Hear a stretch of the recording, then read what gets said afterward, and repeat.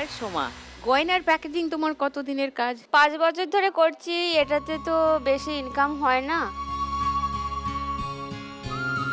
এই যে 12টা বক্স আছে, 12টাকে ফিটিং করতে হবে। এই বাক্সটা 1.5 টাকা দেবে আমাকে। 1.5 টাকা পাবে। এটাতে অনেক খাটনিও হয়, সময়ও চলে যায়। তারপর তুমি এই শো দেখে ঠিক এই করলে শো যে দেখে তুমিও আমি কিছু ঠিক করেছি করবে। আমি হ্যাঁ। আরো কিছু করতে চাই। তারপরে এটাও বা কতদিন হলো? এটাই 2 বছর করছি।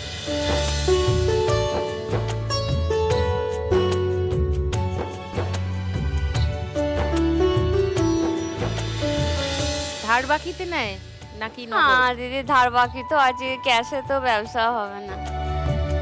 অর্ধেক থাকে অর্ধেক দেয়, এইভাবেই আমার চলে যায়।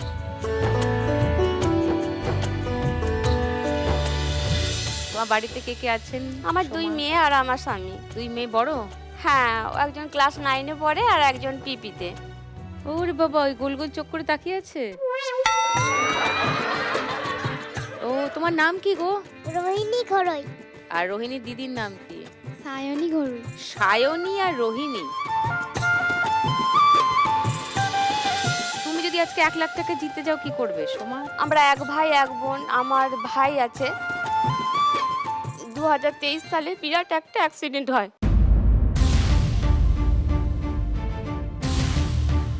টিউশন পড়াতো, সাইকেল নিয়ে যাচ্ছিল। একজন মানে ড্রিঙ্ক করে মোটরসাইকেলের হ্যান্ডেলটা পুরো ডান দিকে এই বুকের এই সাইডে লাগে।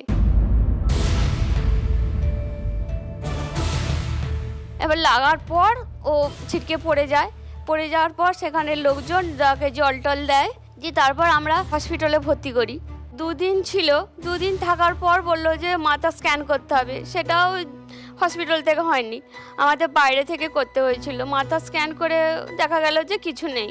তারপর হসপিটালে ছুটি দিয়ে দেয়। এবার ছুটি দিয়ে দেওয়ার পর আমার ভাই বললো যে দিদি আমার এই ডান দিকের এইখানটা লাগছে।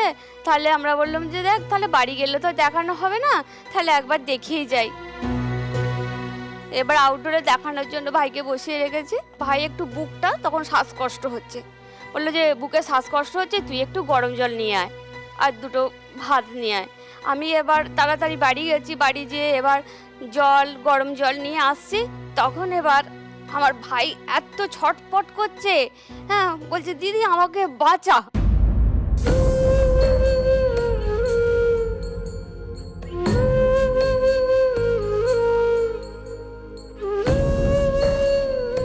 ওই রকম কন্ডিশন থেকে আমরা আর হসপিটালে ঢোকানি, যেহেতু ছুটি হয়ে গেছে। ভাই বলছে দিদি আর আমাকে হসপিটালে ঢোকাস না। আমরা তাড়াতাড়ি আমার একটা নার্সিংহোমে ভর্তি করি।